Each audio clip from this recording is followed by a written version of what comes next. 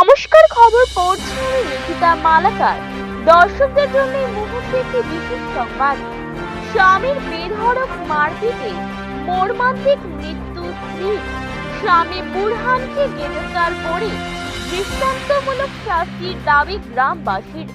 হাইলাকান্দি জেলার কাটলিজড়া থানাধীন দিননাথপুর একম খণ্ডের ব্যক্তি বুরহান উদ্দিন তালুকদারের বেধড়ক মারপিটে মর্মান্তিক মৃত্যু ঘটে তার স্ত্রী রাবিয়া বেগম মজুমদারের।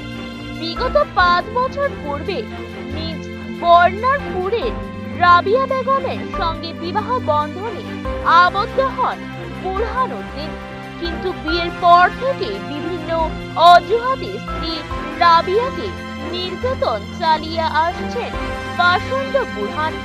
অতি সত্বর বাসন্তের স্বামী বুরহানকে গ্রেফতার করে দৃষ্টান্তমূলক শাস্তি দেওয়ার দাবি জানালেন রাইজল দলের কেন্দ্রীয় সাধারণ সম্পাদক তথা রামচন্দ্রী নিমাই চাঁদপুর জেলা পরিষদ আসনে রাইজল দলের প্রার্থী জহিরুদ্দিন লস্কর। হাইলাকান্দি থেকে শিবপ্রিয়ান দিয়েছে রিপোর্ট। পরবর্তী খবর পেতে হলে হাইলাকান্দি দর্পণ টিভি নিউজ চ্যানেলটিকে একটি লাইক ও ফলো করে ধন্যবাদ।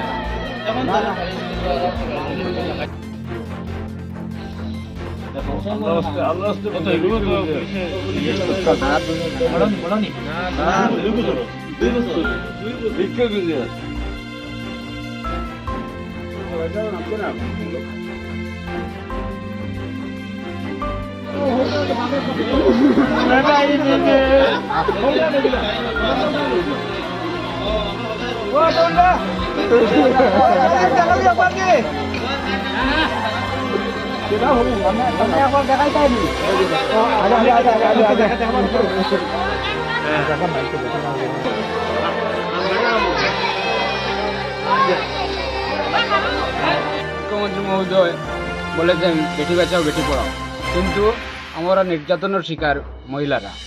দেখো, আজকে নির্বনগর গ্রাম থেকে বিগত 5 বছর পূর্বে দিনাজপুর প্রথমখণ্ড আরগিলা নিবাসী বুরহানুদ্দিন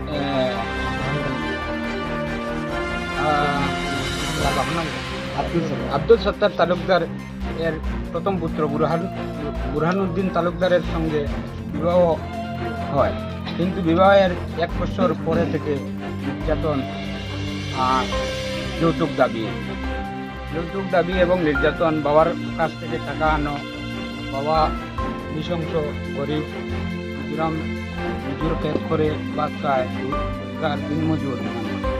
কিন্তু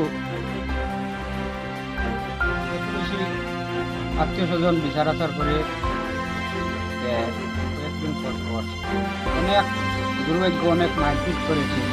বিগত 1 মাস পূর্বে গড়বাড়ি মিজোরাম দিয়েছিল, যে মেয়েটি বললে আর আসবে না, কিন্তু তার শ্বশুর এবং মামা শ্বশুর গিয়ে সুজিয়ে বিচার বৈঠকের মাধ্যমে বলছে আর ভবিষ্যতে হবে না।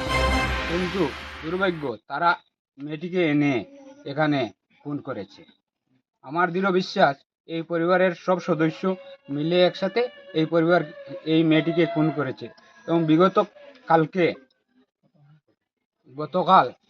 গতকাল অনুমান রাত্রে 7:35 আমার কাকাতো ভাই, ছোট ভাই, তার কাছে ফোন করেছে মিজোরাম বুরহানুদ্দিনের বোন।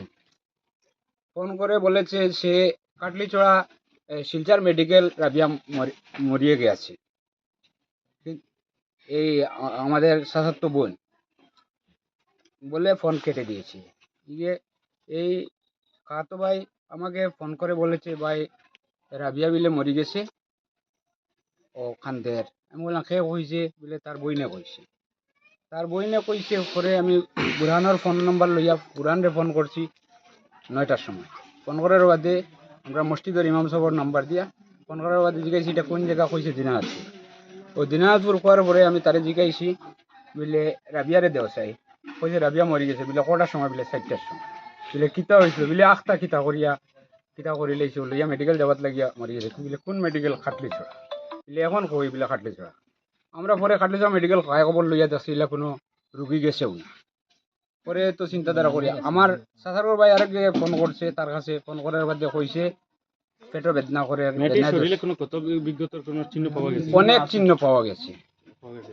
এর থেকে আপনারা মানে পুরো মানে ক্লিয়ার হয়েছেন মানে? ক্লিয়ার হয়েছে মার্ডার। হুম। এখন আপনি মানে কি দাবি চাইছেন? আমরা সরকার হইতে এই দিনমজুর বাবার ক্ষতিপূরণের দাবি চাই এবং এই বুরহানুদ্দিনের উপযুক্ত বিচার চাই, না হলে আমরা আন্দোলনে নামব।